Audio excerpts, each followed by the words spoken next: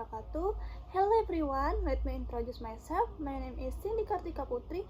I am from Management 23C and NPM 2341101 and happy for watching too guys. Yang pertama ada relevansi dalam sistem pengambilan manajemen. Yang pertama ada tujuan strategis.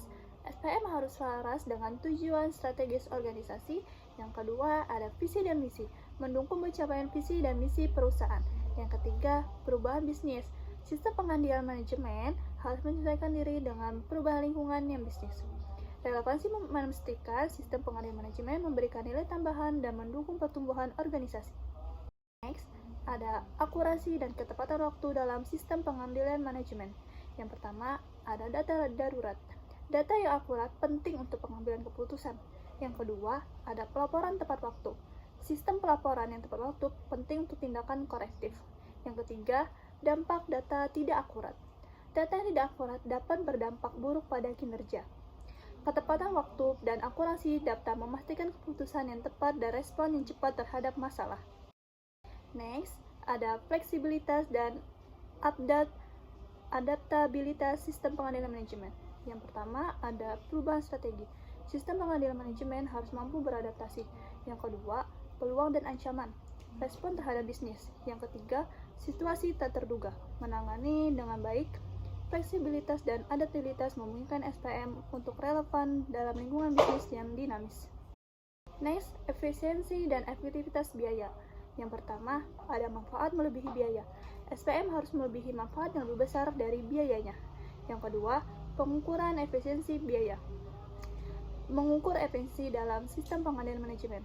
Efisiensi dan efektivitas biaya memastikan sistem pengambilan manajemen memberikan nilai optimal bagi organisasi. Selanjutnya ada komprehensif dan terintegrasi. Yang pertama, ada semua aspek penting. SPM harus mencakup semua aspek organisasi. Yang kedua, integrasi sistem. Dengan sistem informasi, SPM dapat menjalankan tujuan organisasinya. Yang ketiga, proses bisnis. Proses bisnis lainnya itu terdapat seperti dalam sistem pengambilan manajemen agar perusahaan yang kita tuju berjalan dengan baik.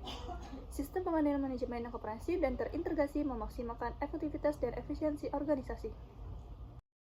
Dapat dipahami dan dikomunikasikan. Yang pertama, mudah dipahami. Sistem pengendalian manajemen harus mudah dipahami. Yang kedua, komunikasi efektif tentang tujuan dan kinerja. Yang ketiga, dampak komunikasi.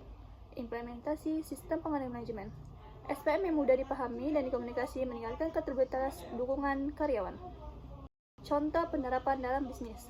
Di sini terdapat 15% peningkatan efisiensi, 20% pengurangan biaya, dan 10% peningkatan produktivitas. Implementasi sistem pengendalian manajemen yang efektif dapat menghasilkan peningkatan efisiensi, pengurangan biaya, dan peningkatan produktivitas. Conclusion atau kesimpulan, optimalkan sistem pengambilan manajemen Anda.